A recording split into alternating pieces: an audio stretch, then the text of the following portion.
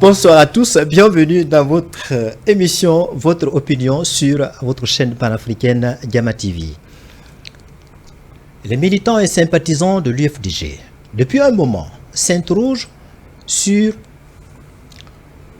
la décision sur l'exclusion de M. Gawal au sein de l'UFDG et aussi de sa réintégration au sein de ce parti. Et aussi, on a entendu l'exclusion du président Cellou Dalein Diallo à la tête de l'UFDG.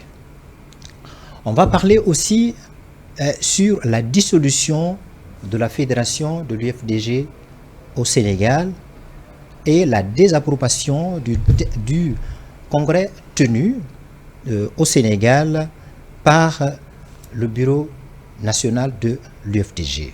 On va parler aussi de la menace proférée à l'endroit des responsables du CERAC, le cercle des amis de Gawal, notamment à l'endroit du coordinateur. Selon ce qu'on a appris, on va parler aussi de l'avant-projet de la nouvelle constitution. Donc, on va discuter sur tous ces sujets-là qui sont très brûlants aujourd'hui, qui sont très importantes. Et pour tenter de répondre à toutes ces questions, nous avons décidé de recevoir M. Ibrahim Masso. Il est le secrétaire à l'information, à l'éducation et à la communication de l'UFDG. Donc, avec ce grand monsieur, nous allons essayer de déplucher cas par cas ces questions sur lesquelles des milliers de Guinéens, notamment, je le disais tout de suite, les militants et responsables de l'UFDG s'opposent. Bonsoir, monsieur Ibrahima. Bonsoir, monsieur Cissé. Merci de répondre à notre invitation sur le plateau de Gamma TV. Merci beaucoup, c'est un plaisir d'être sur votre plateau. Et bonsoir à tous les téléspectateurs qui nous suivent en ce moment. Alors, pour structurer notre débat, on va faire focus sur deux parties. La première partie, évidemment, va porter sur l'exclusion de votre ex-camarade, M. Gawal Diallo, qui est le ministre aujourd'hui dans le gouvernement du CNRD, notamment de son exclusion. Et la deuxième partie, certainement, va porter sur les activités de votre fédération de l'UFDG au Sénégal. Alors, cela dit, rapidement, selon la décision de justice guinéenne, M. Gawal, son exclusion auparavant de l'UFDG a été annulée. Et cette justice a demandé, a exhorté aux responsables de l'UFDG à ce qu'ils soient réintégrés. Est-ce que cette décision de justice, vous l'avez approuvée ou non? Alors, très rapidement, je suis d'abord votre introduction. Vous avez soulevé beaucoup d'interrogations qui n'ont peut-être pas lieu d'être, mais je comprends, vous êtes journaliste, peut-être que vous avez appris des informations de part et d'autre, et c'est tout à fait normal que vous posiez toutes ces questions, d'autant plus que vous avez en face responsable de l'IFDG au niveau du Sénégal pour vous donner des informations claires et soutenues, d'accord? Alors, en ce qui concerne votre première question, parlant de M. Ousmane Gawal Diallo, alors c'est aussi simple, comme vous le savez, M. Ousmane Gawal a été exclu de l'IFDG depuis le 1er juin 2022. Exclu sur la base des actes qu'il a posés, d'accord. Comme vous le savez, M. Ousmane Gawal Diallo a été nommé membre du gouvernement à l'époque, sans pour autant informer le parti, sans pour autant informer l'instance à laquelle il appartenait au sein du parti. Il avait également cessé, bien entendu, de participer aux activités du parti depuis sa libération de la prison, d'accord.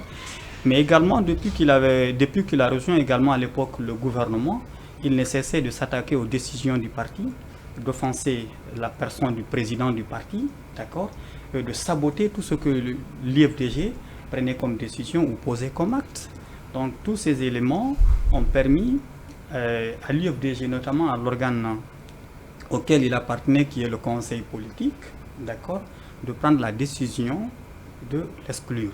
Donc c'est une décision qui respecte toute la procédure du parti, parce que l'IFDG est une institution politique gouvernée par les statuts et le règlement intérieur. Il se trouve être que M. Ousmane Gawal Diallo n'a pas respecté les articles 10, les articles 11, d'accord, les articles 12, d'accord, les statuts, les articles 48, 49, 50, 51. Et justement, c'est cette des règlements exclusion-là, intérieurs. d'accord, c'est cette exclusion-là qu'il Oui. a attaquée devant le tribunal guinéen. Très bien. Je viens à Et ça, ce dernier, ce tribunal, bien sûr. lui a donné gain de cause, lui a donné raison. J'arrive à ça. Oui, allez-y, Effectivement, oui.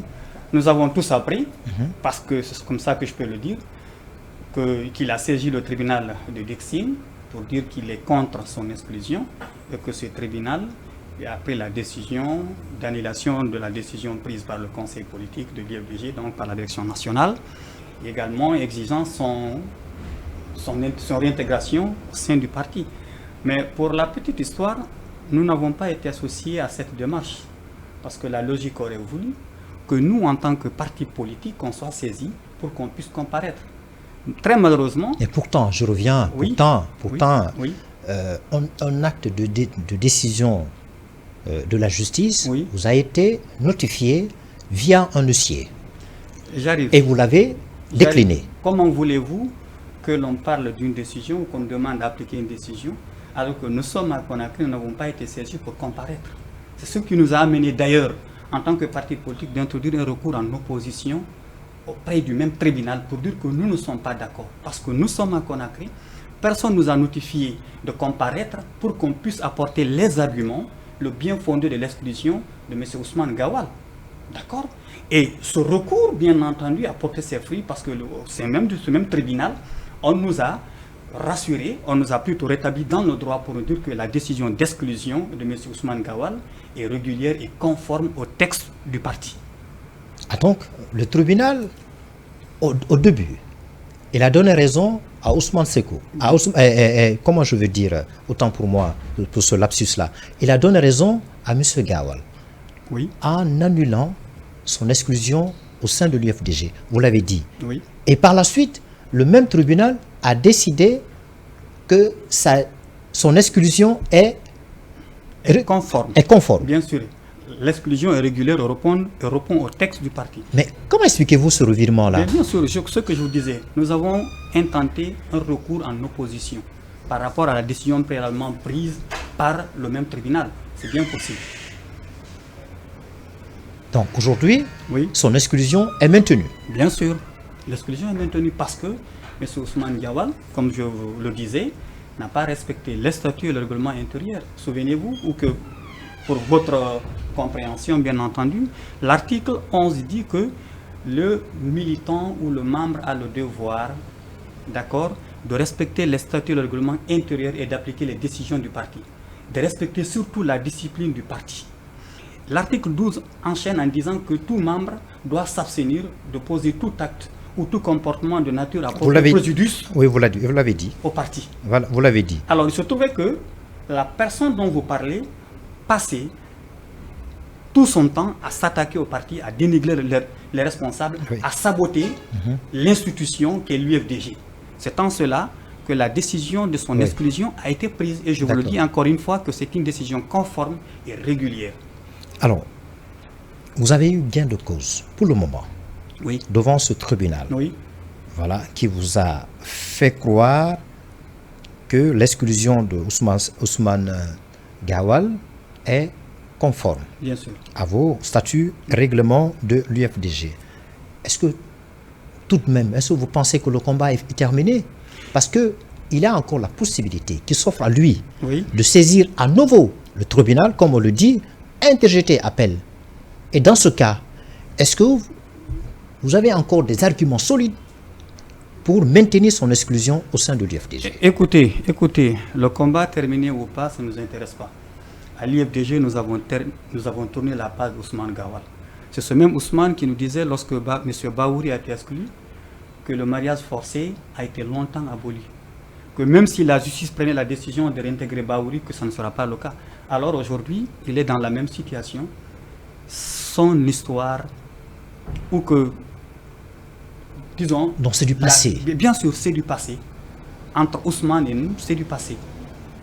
Et dans la même foulée, M. Sow, Oui, on a appris, et ça, c'est une information très importante, que M. Cellou Dalein Diallo, qui est votre leader du parti de l'UFDG, aurait été exclu.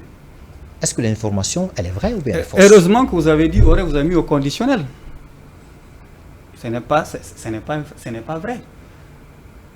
D'accord? Mais pourtant, j'ai invité ici sur le plateau le responsable du cercle, le cercle des amis. Il a dit que c'est vrai. Vous devriez plutôt dire le cercle des opportunistes de Ousmane Gawal et non le cercle des amis. C'est un cercle d'opportunistes qui est là aujourd'hui. Vous qualifiez ainsi Ousmane, bien sûr, le cercle des amis?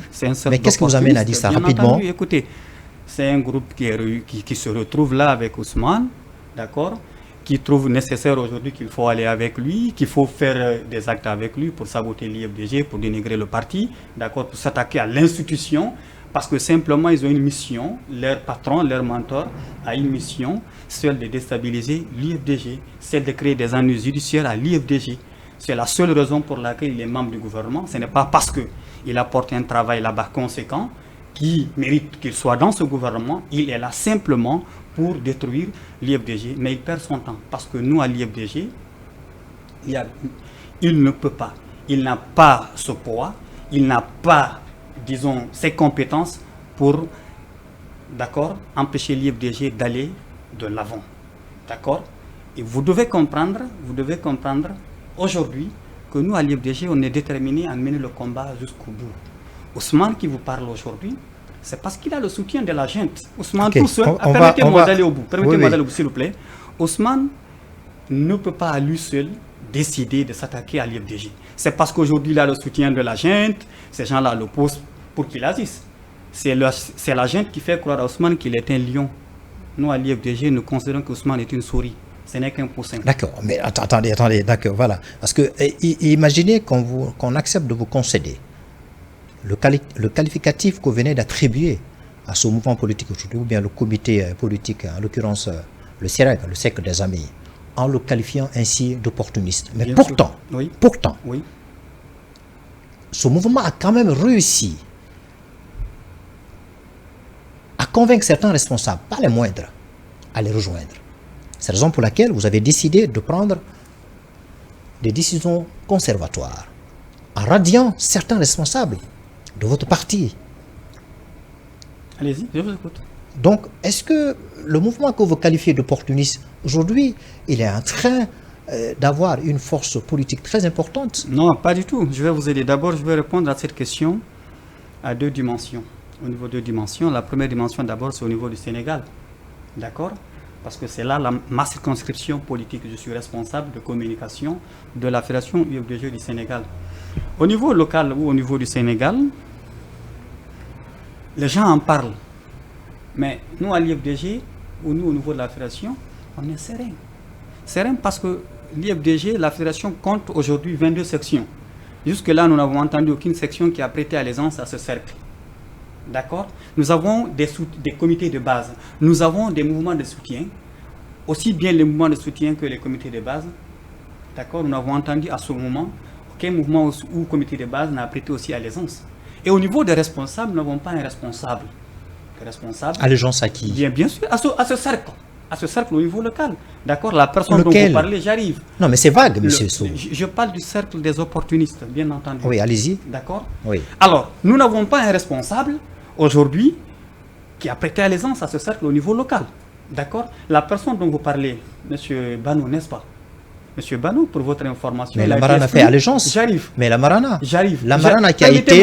Je vous ai dit que je vais répondre au niveau de deux dimensions. Allez-y, allez-y. D'accord? Banou dont vous parlez, il a été exclu des activités de la Fédération depuis septembre 2023. Ça, c'est connu de tous. Bien sûr. Alors aujourd'hui que ce dernier parle, ça ne fait ni chaud ni froid. D'accord? Parce qu'il n'est pas associé aux activités de notre fédération. Alors, quand vous parlez au niveau national en Guinée, vous parlez de qui d'ailleurs? Vous parlez de qui? La Marana. La Marana. Alors, c'est un nom même qui m'est étrange. Pour vous dire que ce n'est pas une personne qui apporte de la valeur ajoutée au sein du parti. D'accord? Mais il faut aussi comprendre, c'est des gens aussi à certains d'entre eux. Non, je vous coupe. Non, monsieur Sow, non, je vous coupe. Non, mais je vous coupe. Permettez-moi non, c'est pas clair. Non, ça c'est. Monsieur Sow, ça c'est pas clair. Vous parlez de la Marana. Je vous rappelle. Et vous ne pouvez pas le nier. Allez-y. Il a été un responsable très important du DFDG. Vous le qualifiez ainsi aujourd'hui, qui n'a pas été qui n'est pas utile ou bien qui n'a pas été utile. Parce que tout simplement, il a décidé de rejoindre le cercle des amis de Gawal. C'est ça. Je vais vous dire, M. Cissé, toutes les personnes qui apportent la valeur ajoutée au parti, qui sont aussi importantes, moi, Ibrahim Aslo, je les connais. D'accord? Je les connais. Je vous dis encore une fois, il y a de ces personnes qui se retrouvent aujourd'hui. S'il était encore dans le parti, s'il n'avait pas encore rejoint le cercle, est-ce que vous auriez tenu ce propos-là à son égard? Permettez-moi. Non, je pose la question. Permettez-moi d'aller au bout. Allez-y. Permettez-moi d'aller au bout. Je vous dis encore une fois, vous êtes responsable de l'IFDG, vous êtes militant, vous avez la possibilité de partir si vous voulez. D'accord? D'ailleurs, l'article 13 est clair là-dessus. L'article 13 dit que la qualité de membre se perd par la démission, l'exclusion ou la radiation. Il n'est pas interdit à une personne de démissionner de l'IFDG. D'accord? C'est une institution qui se gère de façon démocratique. Mais de là, en tant que responsable, à prendre des décisions, à prendre une posture en porte-à-faux avec la ligne politique du parti, cela ne marche pas. Qu'est-ce que vous le reprochez concrètement? Ces trois personnes qui ont été radiées à titre conservatoire. Oui, j'arrive. Non, mais concrètement, qu'est-ce que vous le reprochez? Là, vous êtes en train d'invoquer les dispositions du statut règlement de l'UFDG. Il y a une circulaire en date du 5 août 2024 signée du vice-président de l'UFDG, vice-président chargé des affaires politiques, en l'occurrence M. Amadou Banosso. Une disposition, plutôt une autre circulaire qui dit clairement que tout responsable ou militant de l'IFDG qui va s'associer aux activités du cercle, d'accord, est considéré comme étant démissionnaire. Maintenant, si après, le lendemain est responsable, le militant agit dans ce sens, mais ne soyez pas surpris qu'une décision soit prise par les responsables politiques, donc la hiérarchie du parti, pour exclure ou pour radier des personnes de l'IFDG. C'est une disposition récente. Bien sûr. C'est une circulaire en date du 5 août 2024, comme je vous l'ai dit. Donc, une personne, un militant ou un responsable qui ne respecte pas les décisions du parti doit subir la rigueur des textes du parti. Parce qu'il lui appartient, en tant que militant, conformément aux articles 11 et 12, de respecter les décisions du parti, de défendre et aussi ses décisions. Alors, vous l'avez dit, oui. M. Lamarana Petit, il a été un responsable. Vous l'avez décidé, puisqu'il a violé les dispositions dont vous venez d'évoquer tout de suite là. Très bien, oui. Il a violé à ces dispositions, c'est la raison pour laquelle le bureau a décidé de le radier. Alors, à titre conservatoire. À titre conservatoire. Très bien. Alors, est-ce que vous le donnez, puisque c'est une radiation, vous le dites à titre conservatoire, est-ce que dans ce cas, vous pouvez donner la possibilité de revenir dans le parti s'il vous le sollicite? Cette décision appartient à la direction nationale du parti. Je ne saurais m'exprimer. Okay. C'est la décision, c'est la hiérarchie qui a pris la décision. Le moment venu, ils sauront quoi vous dire. Non mais vous êtes chargé de la communication. Oui, mais écoutez, je vous ai dit que sur non mais quelles sont les conditions? Une personne qui a été radiée. Oui. Sous la base de ces décisions-là, au sein du parti, oui. Quelles sont les conditions que la personne doit remplir pour revenir au sein de sa famille politique? Écoutez, je pense que peut-être qu'on ne va pas tout rentrer dans ce détail. Oui, mais d'accord, non, mais rapidement, oui, et ces conditions sine qua non. Alors. Puisqu'il n'a pas été exclu. C'est une radiation. Voilà, je voudrais dire si la personne en question, oui. D'accord, renonce à la démarche, okay. D'accord, et peut-être s'adresse aux responsables sur la base d'un courrier pour vraiment expliquer les motivations qui étaient là et bien entendu s'inscrit dans une démarche, d'accord, d'agir dans l'intérêt du parti, de respecter les décisions du parti, de respecter les textes du parti. Là, il appartiendra en ce moment à à l'organe qui a pris la décision de l'exclure, d'accord, de prendre la décision de savoir est-ce que ça vaut la peine de le réintégrer ou pas. Alors, cette décision à titre conservatoire, c'est jusqu'à quand? Je ne saurais le dire. Parce pour prendre la décision d'exclusion. Je ne saurais le dire puisque la circulaire ne le prévoit pas. Rapidement, pour gagner du temps. Oui. Alors, l'avant-projet de la nouvelle constitution a été élaboré par le président Dansa Kourouma, le président du CNT, le Conseil national de la transition, qui fait office de parlement. D'ailleurs, il a porté à la connaissance des membres du gouvernement, les ambassadeurs accrédités en Guinée, Oui. la société civile et les partis politiques, il a même cité certains responsables politiques, certains partis politiques, moi-même, dont, malgré je suis journaliste, je ne connais même pas ces partis-là. Alors, dans les dispositions de l'avant-projet, le préambule de cette nouvelle constitution, est-ce qu'il y a des dispositions qui pourraient peut-être éliminer ou bien toucher l'intérêt de votre candidat? Écoutez, moi je ne voudrais pas aller dans ce sens. Je vais simplement parler de l'avant-projet d'une façon générale. Parce que nous sommes dans une période transitoire, très malheureusement. Nous sommes en face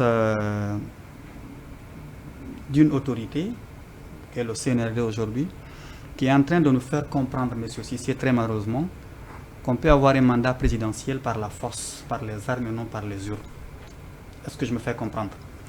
Parce qu'aujourd'hui, il n'y a que les partis politiques, les journalistes que vous êtes, la société civile, la communauté internationale qui parle réellement de transition en Guinée.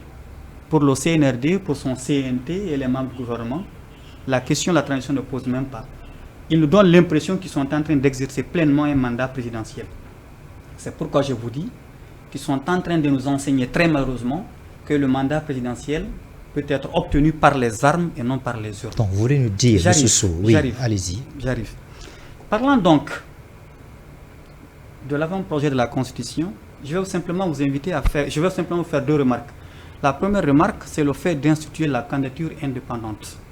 Nous sommes dans un avant-projet, certes, pour le moment, mais instituer une candidature indépendante, c'est de créer une confusion majeure. C'est pourquoi je vous dis que cet avant-projet porte en elle-même les germes de la confusion et des tensions.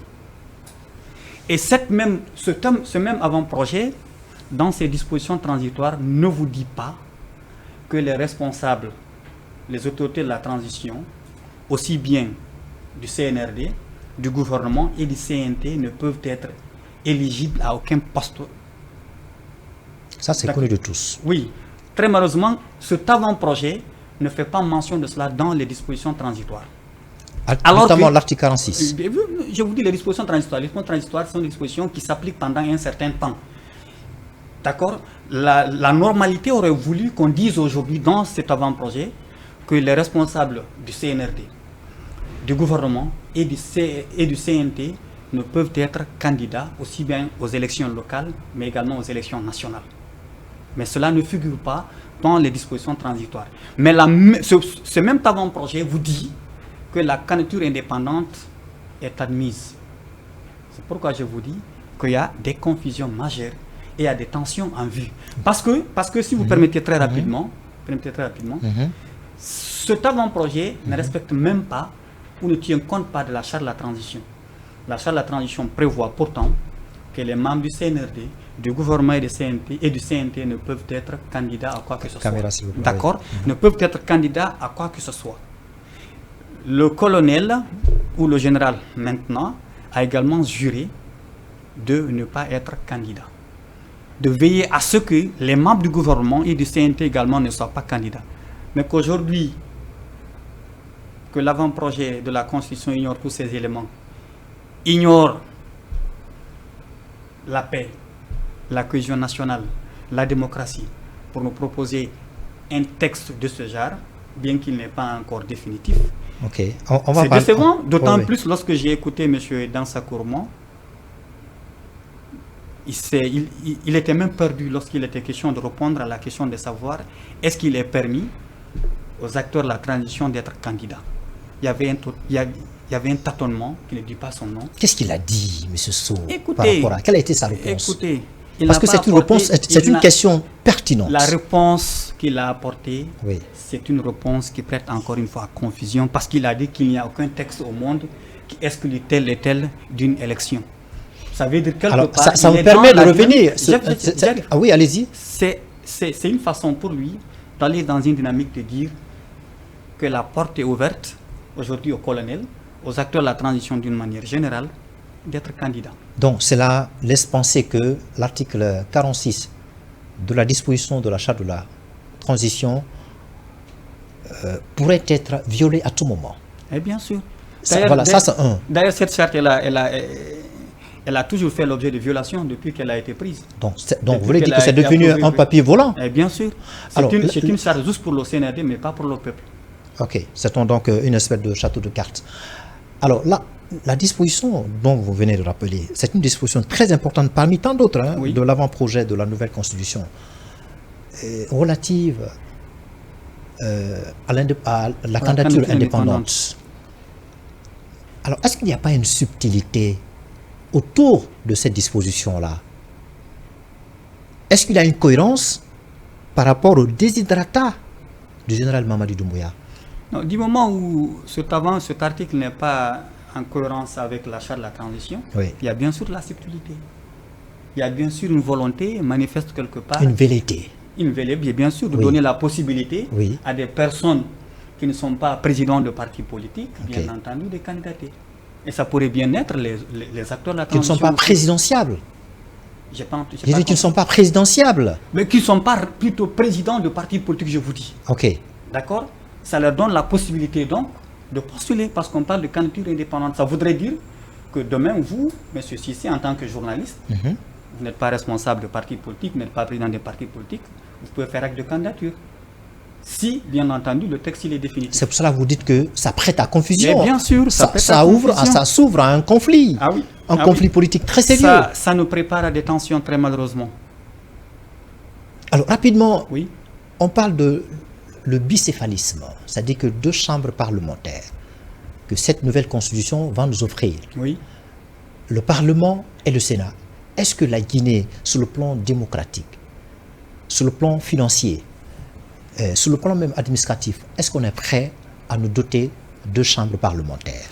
Alors, bon, surtout le Sénat, parce que nous sommes là. Je ne voudrais pas peut-être qu'on s'aventure de dans ce débat, mais je me permets d'ouvrir cette parenthèse-là. C'est important. Oui, allez-y. Oui. Écoutez, sincèrement, je suis de ceux-là qui pensent qu'on n'a pas besoin de cela en ce moment. Parce que nous sommes un pays sous-développé. Un pays avec plusieurs institutions étatiques, avec toutes les charges financières qui vont avec. Ça peut vraiment être un peu plus difficile qu'on ne le pense. Vous vous souvenez au Sénégal ici, lorsque le président Macky Sall a été élu, il avait éliminé le Sénat, je pense. Ouais. D'accord?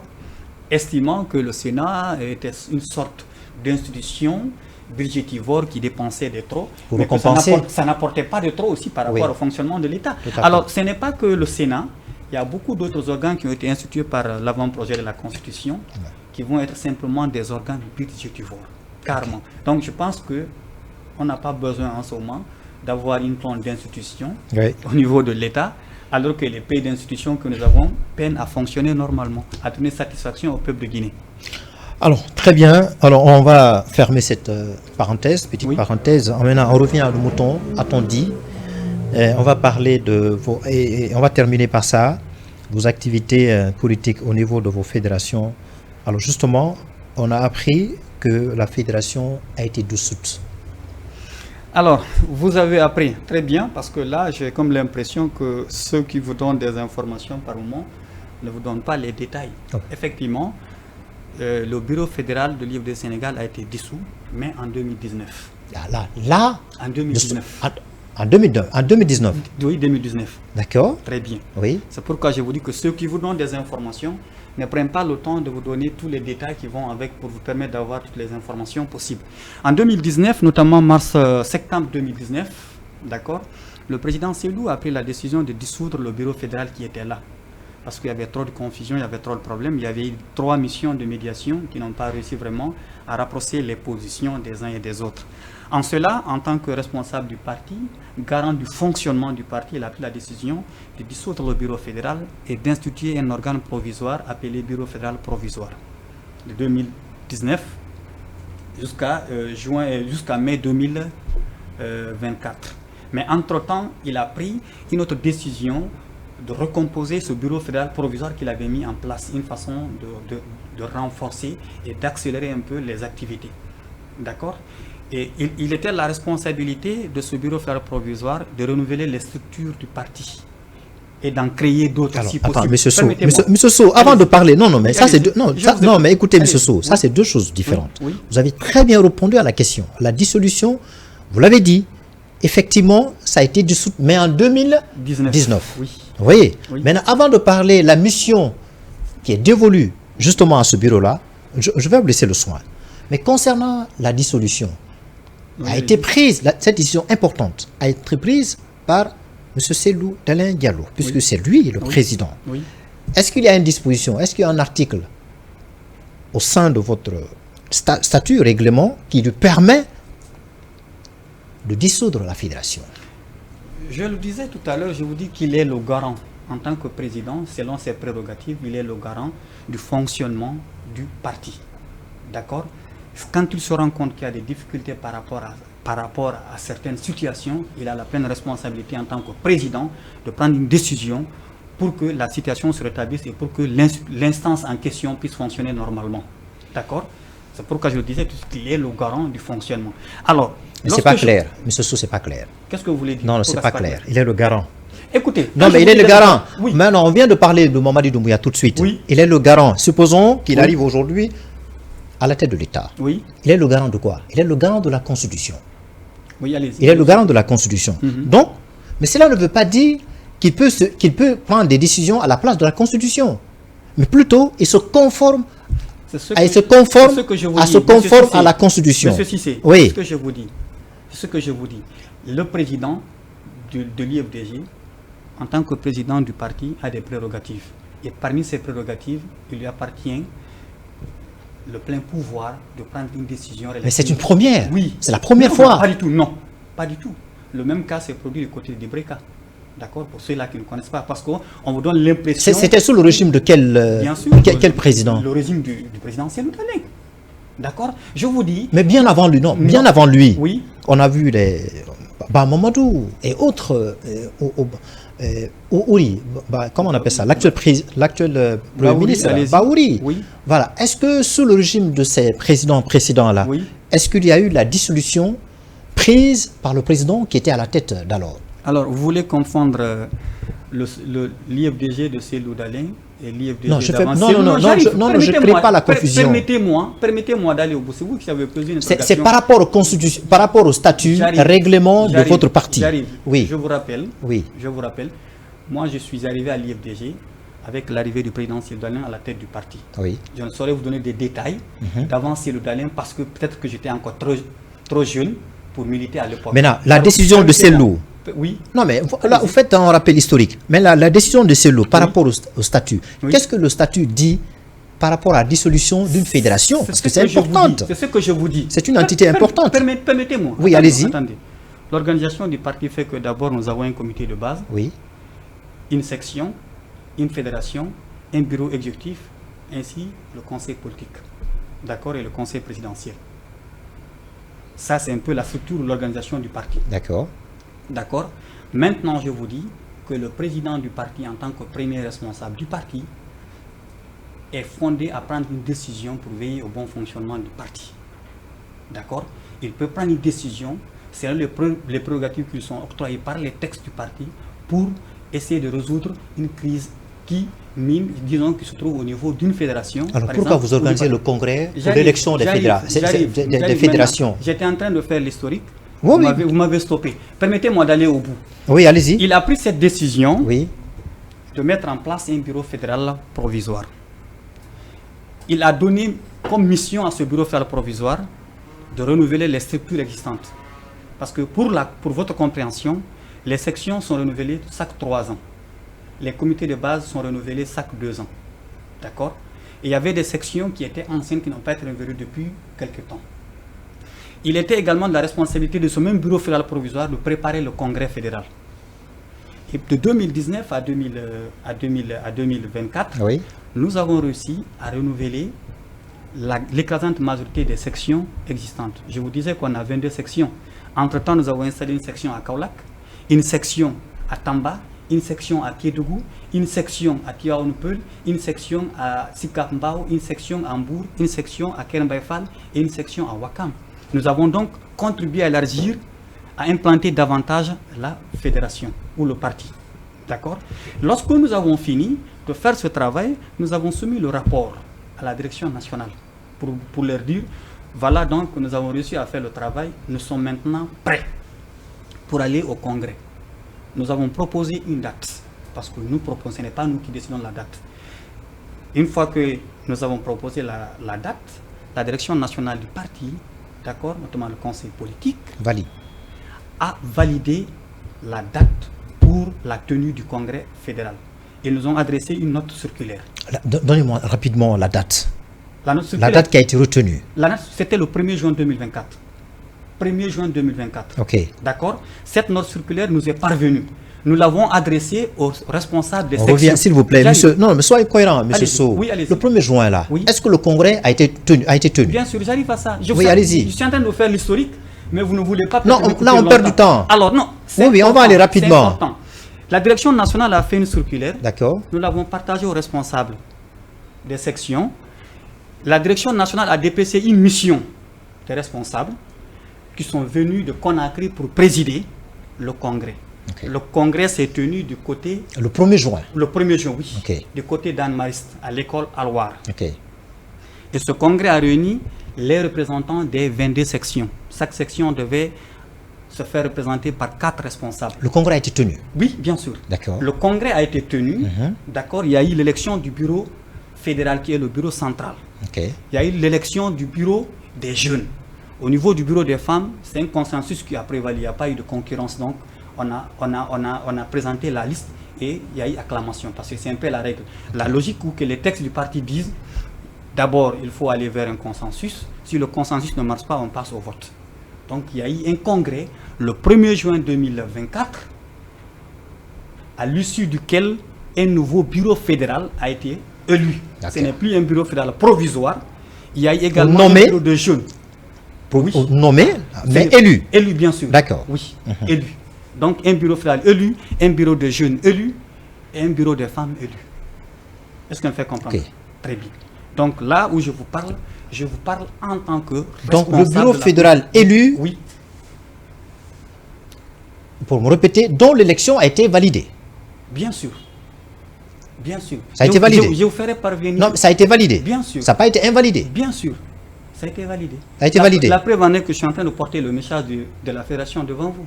Si ce congrès n'était pas valide, pensez-vous que je serais là devant vous pour porter cette responsabilité de responsable communication? Non. D'accord. Oui. Donc, on se comprend. On se comprend maintenant sur cette question liée à la dissolution du bureau fédéral. Oui. On nous parlait à un moment donné de la dissolution d'une fédération, mais vous venez de nous dire que justement cette dissolution a été effective, mais c'était en 2019. Depuis 2019, bien sûr. Par contre, en 2024, oui. Notamment au 1er juin, vous avez organisé le congrès. Oui. À l'issue duquel... La direction nationale a organisé le congrès. Ce n'est pas à la fédération d'organiser son congrès. Nous organisons les congrès des sections qui sont sous notre responsabilité. Oui, je comprends. Merci pour cette précision. Oui. Donc, vous avez organisé le congrès, à l'issue duquel, je viens de le dire, le bureau fédéral a été élu, qui a été validé. Très bien, oui. D'accord. Alors, donc, la tenue de ce congrès-là n'a pas fait l'objet d'une contestation. Contestation de la part de qui? De la part des responsables. Écoutez, vous savez, l'IFDG est une grande... Parce que moi, il y a des informations qui me sont parvenues. Vous pouvez nommer, allez-y. Il y a des informations, non, c'est pas important. Très bien. Il y a des informations qui me sont parvenues. Oui. Selon lesquelles oui. des jeunes responsables, oui. les militants, voire les militants oui. de l'UFDG contestaient ou continuent à contester justement ce congrès qui a été tenu le 1er juin. Alors, je vais vous aider. Donc, c'est la raison pour laquelle je me permets de dire, oui. Est-ce qu'à un moment donné, oui. Partiellement ou totalement, ça fait l'objet d'une contestation? Alors, je vais vous aider. Monsieur Cissé, l'IFDG est une grande formation politique très convoitée. On ne peut pas organiser un congrès et que tout le monde soit satisfait. Je parle quand même de la première force politique du pays. Chacun d'entre nous je parle des militants, chacun veut avoir une responsabilité, chacun veut être responsable par exemple de la communication, d'accord, responsable de l'organisation et de l'implantation, responsable de la trésorerie, responsable administratif, secrétaire fédéral, ainsi de suite. Donc il y a une totale convoitise par rapport au poste de responsabilité. Il va de soi que certaines personnes qui n'ont pas bénéficié de la confiance des congressistes se plaignent. D'accord, c'est tout à fait normal. On ne peut pas leur refuser ce droit de se plaindre pour dire que nous, on n'est pas d'accord. Mais tout ce que nous leur disons, les congressistes ou les responsables, les militants de la Fédération du Sénégal, réunis le 1er juin 2024 dans le cadre du congrès, ont choisi librement les nouveaux responsables de la Fédération. Nous leur lançons un appel. C'est le parti de tout le monde. C'est le parti de tous les Guinéens, de quelque obédience, disons, de toutes les religions, de toutes les ethnies, d'accord, et de toutes les régions. Vous avez compétit, vous n'avez pas réussi cette fois-ci. Tout ce que nous leur demandons, c'est d'intégrer les bureaux, c'est d'intégrer les structures du parti, se battre pour que dans 4 ans, parce que le mandat il est de 4 ans, qu'ils puissent avoir la confiance des congressistes. Alors, en ce moment, à l'image de ce congrès qui vient de se tenir, est-ce qu'il y a d'autres congrès qui sont en train de se tenir ici et ailleurs? Parce qu'on a vu en Angola, à Luanda, il y a un congrès qui doit se tenir au plus tard le 18 août donc de ce mois-ci, auquel le fédéral sortant va devoir se présenter pour une deuxième fois. C'est la raison pour laquelle je me dis, est-ce qu'il y a des congrès qui sont en train de se tenir partout? Et bien entendu, au Sénégal c'est clos, parce que le congrès fédéral clôt tout, d'accord. Mais ça continue, comme vous l'avez dit, en Angola, en Guinée, vous suivez très souvent, que ce soit à Conakry ou à l'intérieur du pays, soit on vous parle des congrès des sections, on vous parle des congrès des fédérations. Et il y a quelques semaines, c'était du côté de la Guinée-Bissau, il y a eu un congrès, ainsi de suite. Donc nous sommes en train de renouveler les structures. Parce que pour rappel, l'IFDG est la seule formation politique qui tient les congrès. D'accord, aussi bien le congrès au niveau des comités de base, des sections, des fédérations et du bureau exécutif national. Nous voulons donner l'exemple que l'IFDG est un parti démocratique. C'est pourquoi, quand le mandat arrive à terme, on se réunit pour choisir les nouveaux responsables. Parce qu'il se peut que pendant peut-être 4 ans, il y a eu des responsables qui sont décédés, d'autres se sont déplacés, sont plus de la circonscription électorale en question. Donc ou que d'autres sont moins actifs, il faut donner l'occasion à ceux-là aussi qui sont là de prendre de nouvelles responsabilités et donner à ceux qui étaient responsables au niveau de structure X d'avancer vers une autre structure. Alors, on va parler le congrès le plus important, le grand congrès qui va permettre évidemment un changement à la tête de l'UFDG. C'est quand? Alors, le congrès, il n'y a pas encore une date parce que moi, la fédération n'a pas encore... Ça a été repoussé plusieurs fois. Bien entendu. Vous savez, pour qu'on parle du congrès national, il faudrait que les fédérations finissent leur congrès. Mais c'est quand ça? J'arrive. Vous-même venez de me dire que le congrès de la fédération de l'Angola, c'est pour le 18. Oui. Donc il faudrait que les fédérations, aussi bien de l'intérieur que de l'extérieur, finissent ou tiennent leur congrès pour qu'on puisse parler du congrès national. Parce que le congrès national, comment est-ce qu'il va se dérouler? Des courriers vont être adressés à toutes les fédérations pour que chaque fédération se fasse représenter. Par exemple, on peut dire que chaque fédération va se faire représenter par 4 personnes ou 5 personnes, voire 6 personnes. C'est juste un exemple que je vous donne. Ce sont ces 6 qui vont aller représenter, par exemple, la fédération de l'IFDG du Sénégal au niveau national. Comme lorsque nous faisions le congrès fédéral ici, les sections sont faites représenter par 4 personnes. Donc on va se retrouver ensemble pour élire le nouveau bureau exécutif.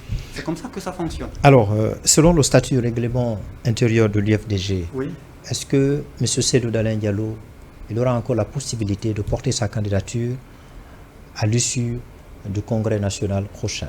Mais qu'est-ce qui l'en empêche de porter sa candidature, d'autant plus qu'il a la confiance des militants et sympathisants de l'IFDG? Il va bien sûr porter sa candidature. Je suis de ceux-là qui sont convaincus qu'il va porter sa candidature et qu'il va encore une fois bénéficier de la confiance en étant le président de l'Union des forces démocratiques de Guinée.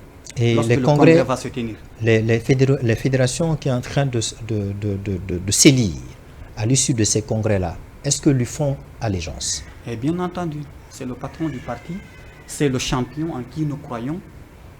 Donc, pour de son ce point combat de démocratique, vue, pour ses convictions et pour son engagement, d'accord, pour la construction d'un État démocratique. Donc, de ce point de vue, il a 90% de chances d'être réélu à la tête de l'UFDG. Il a 100% d'ailleurs, je vais vous le dire.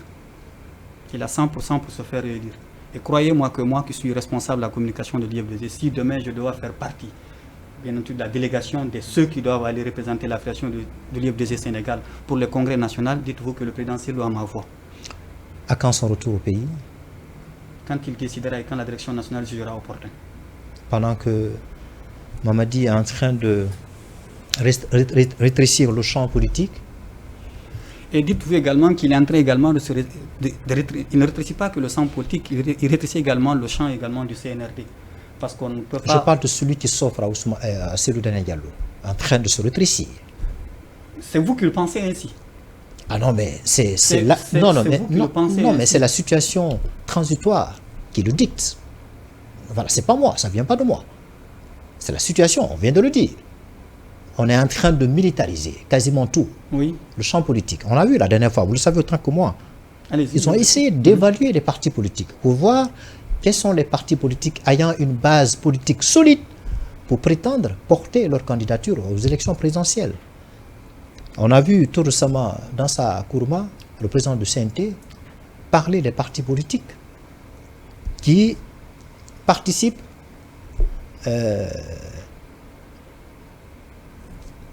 à l'avant-projet de la nouvelle constitution. À aucun moment, il n'a mentionné le nom de l'UFDG. Écoutez, je vais vous aider. Cela ne vous fait pas peur? Non, pas du tout.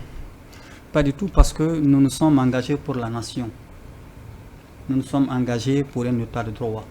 Nous nous sommes engagés pour la démocratie et pour le développement de notre pays. Alors cet engagement-là, de ce saut doit se faire à l'étranger ou bien sur le sol guinéen? Attendez, je vous l'ai toujours dit, je crois avoir dit ça sur un de vos plateaux. Oh, oui, je sais. L'IFDG est une grande formation politique, d'accord, qui est implantée aussi bien en Guinée qu'à l'extérieur. Le fait qu'en ce moment le président séjourne à l'extérieur ne veut pas pour autant dire que le parti cesse de fonctionner. S'il y a un parti qui tient régulièrement ses assemblées générales, qui fonctionne aussi bien à Conakry qu'à l'intérieur du pays, c'est bien sûr l'IFDG. Vous avez fait allusion tout de suite à l'évaluation des partis politiques. Ils peuvent mettre 1 année, 2 ans, le temps qu'ils voudront pour évaluer. Croyez-moi que l'IFDG sortira première si les critères sont objectifs. Qu'est-ce que fait? J'arrive. Oui, allez-y. Je ne parle pas de ces critères partisans, de ces critères discriminatoires qui voudraient dire on va mettre tel et tel parti. L'IFDG est une formation politique qui a participé sur la décennie passée à toutes les élections.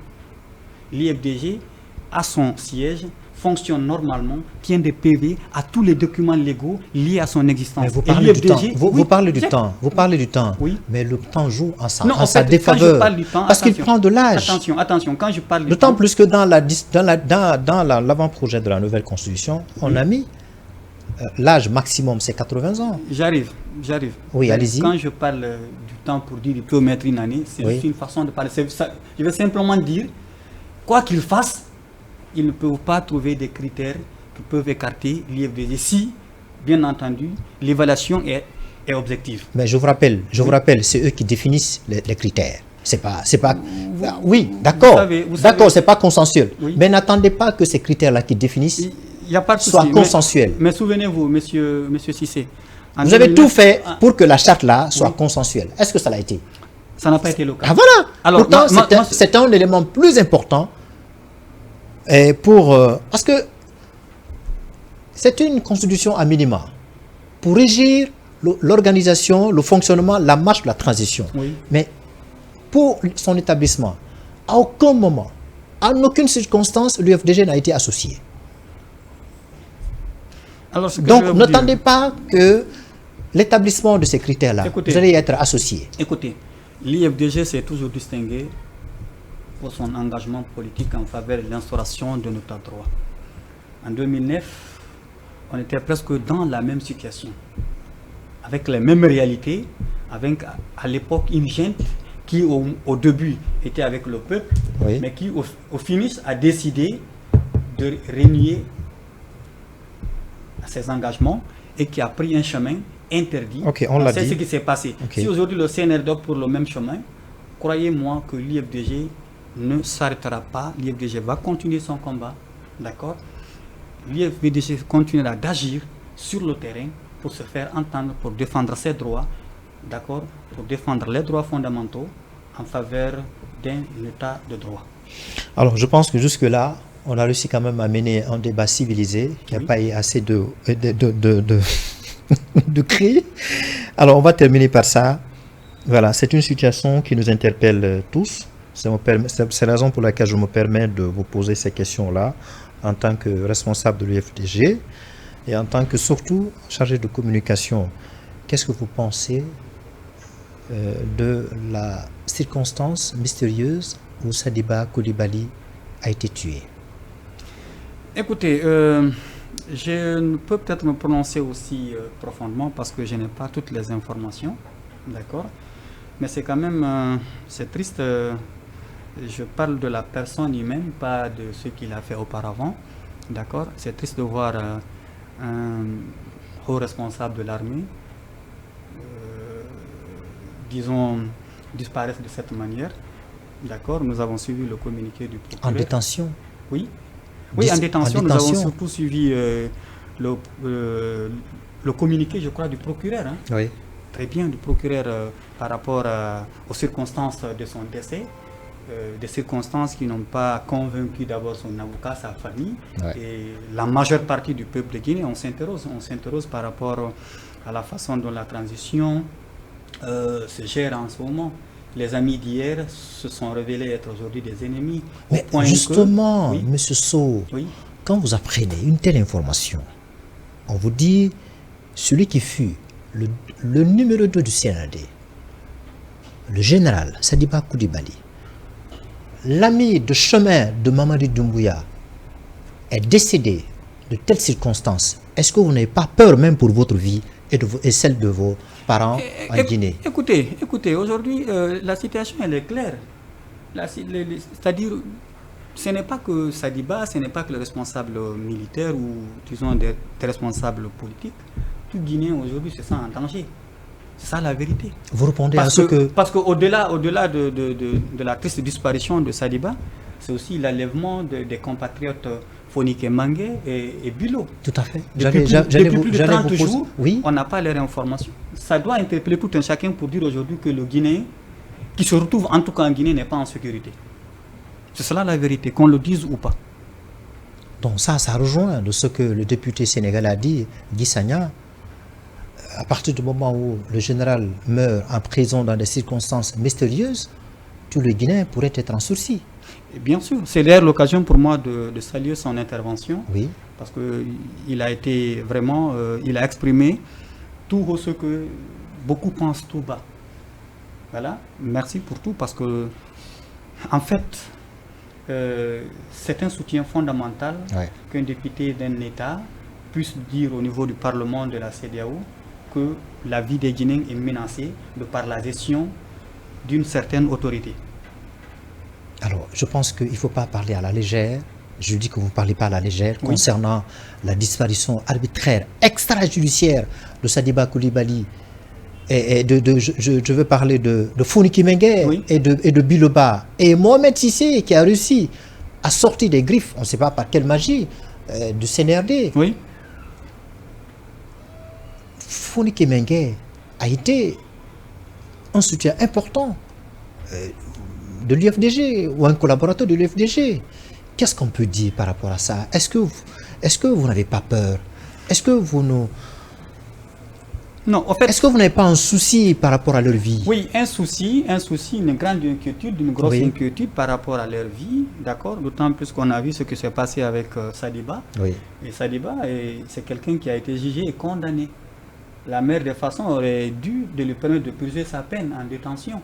Mais après qu'on apprenne qu'il est décédé, ou qu'on donne des circonstances comme celles que nous avons suivies dans le communiqué, ça donne l'impression aujourd'hui que nous ne sommes pas en sécurité, que les Guinéens ne sont pas en sécurité.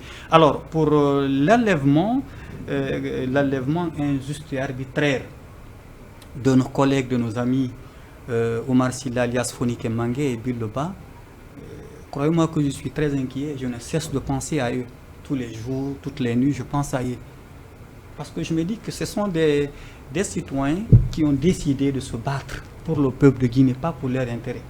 Si Fonike Mangue ou Bilo voulaient des opportunités, Ils auraient eu, des avantages, oui, d'accord, des présents, ils l'auraient obtenu auprès de la gente. Oui. Mais ils ont décidé de se battre pour la démocratie et pour les droits de l'homme dans notre pays.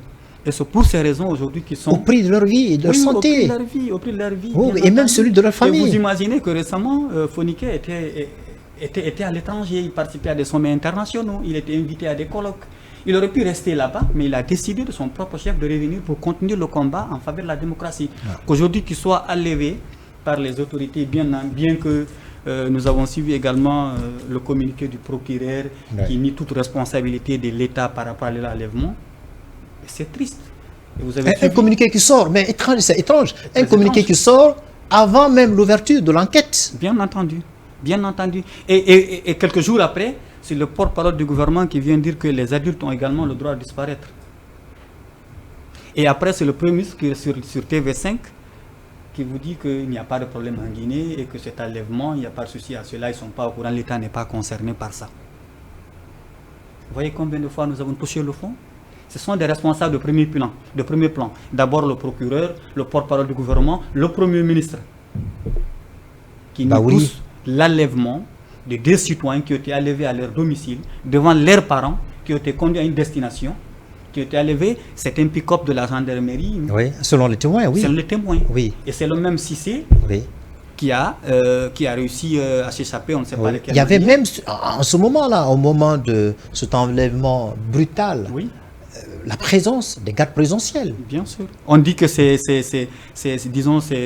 une équipe mixte de la gendarmerie et des forces spéciales qui serait venue les enlever. D'accord? Donc, c'est très inquiétant, très inquiétant, surtout qu'on n'a pas leurs informations depuis plus de 30 jours.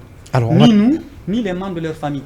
Alors, qu'est-ce que vous pensez de cette sortie récente, la tribune signée par Gassama Diaby, l'ancien ministre sous le régime d'Alpha Condé? Je le cite: le peuple de Guinée n'acceptera jamais cette brutale volonté totalitaire du CNRD. Alors, je voudrais d'abord au passage saluer cette tribune de M. Gassama Diaby, un intellectuel mérite, qui se distingue par son courage à dénoncer la gestion autoritaire de la transition. C'est l'un des rares intellectuels guinéens qui s'assume. Ouais. C'est le cas également de M. Tchermouné Nombo, qui s'assume et qui dit clairement les mots qu'il faut à l'endroit de cette gente qui, aujourd'hui, est en train, disons, de nous créer des histoires, d'accord, par rapport à l'évolution de la transition.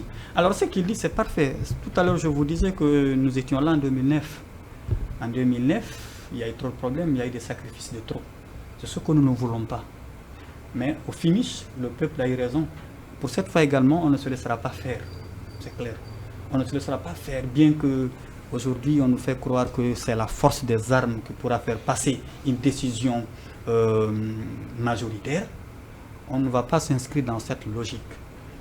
Le peuple de Guinée va continuer le combat, bien que la gente se sent aujourd'hui forte par les armes. Mais nous ne nous arrêterons pas tant qu'on n'aura pas obtenu ce que nous voulons, la véritable démocratie. Voilà, donc la véritable démocratie, c'est ce qui m'a fait un autre entretien. Merci d'avoir été notre invité sur le plateau de Diama TV. Merci beaucoup, M. Cissé. Ce fut un plaisir d'échanger avec vous sur les questions d'actualité concernant notre pays et concernant ma formation politique et l'IFDG. Et croyez-moi que nous sommes à votre disposition à chaque fois que vous serez dans le besoin. Nous serons là pour répondre parce que nous sommes là pour servir le parti et la patrie. J'espère que le débat a été très civilisé cette fois-ci. Alors, nous avons eu évidemment le plaisir de recevoir M. Ibrahim Asso. Il est le secrétaire à l'information, à l'éducation et à la communication de l'UFDG Sénégal. Merci de nous avoir suivis.